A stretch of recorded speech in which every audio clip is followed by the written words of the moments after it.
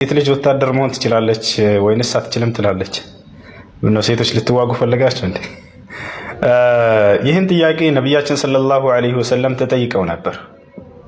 እርሳቸውም መልሰዋል። ያን ልንገራቸው። የጠየቀቻቸው እናታችን ዓኢሻ ነች። አላህ መልካም ስራዋን ይውደድላትና እናታችን ዓኢሻ ነቢያችንን ሰለላሁ ዐለይሂ ወሰለምን እንዲህ ብላ ጠየቀች። ያ ረሱላህ ሀል ዐለ ኒሳኢ ጂሃድ፣ አንቱ የአላህ መልእክተኛ ሆይ በሴቶች ላይ ጂሃድ አለባቸውን ብላ ጠየቀች። ነቢያችንም ሰለላሁ ዐለይሂ ወሰለም እንዲህ ብለው መለሱላት። ነዓም ዐለይሂነ ጂሃዱን ላ ቂታለ ፊህ አልሐጅ ወልዑምራ፣ አዎ በሴቶች ላይ ጂሃድ አለባቸው፣ ነገር ግን ጦርነት የሌለበት ጂሃድ ነው ብለው ተናገሩ። ያም ምንድነው? ሐጅ ማድረግና ዑምራ ማድረግ ነው ብለው መለሱላት። ግልጽ ነው አይደለም? ሴቶች ጂሃድ አለባቸው፣ ነገር ግን መዋጋት መፋለም የሌለበት የጂሃድ አይነት። ያም ምንድነው? ሐጅ ማድረግና ዑምራ ማድረግ። ሴት ልጅ ሐጅና ዑምራ አደረገች ማለት ልክ ጂሃድ የተዋጋች ያክል ነው። ይህ ነው የእርሷ ጂሃድ ማለት ነው። ይህ ልታውቁ ይገባል።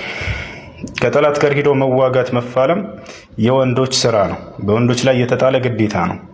እሺ፣ በሴቶች ላይ አይደለም። ሴቶች ሐጅና ዑምራ ያድርጉ። ይህ ነው ትልቁ የነርሱ ጂሃድ ማለት ነው።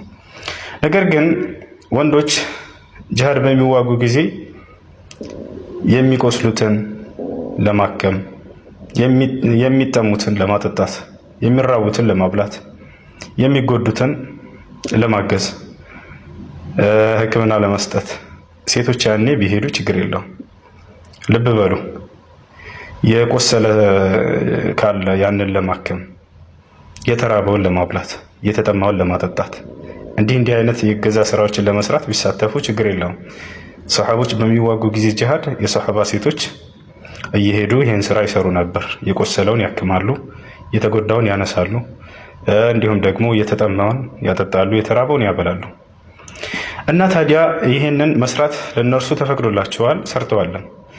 አንዳንዶቻችሁ የምትጠይቁት ጥያቄ ሊኖር ይችላል። እርሱም ምንድነው? እና ታዲያ አንዳንድ የሰሃባ ሴቶች ጂሃድ የተዋጉ አሉ አይደል እንዴ ልትሉ ትችላላችሁ። አዎ የተዋጉ አሉ።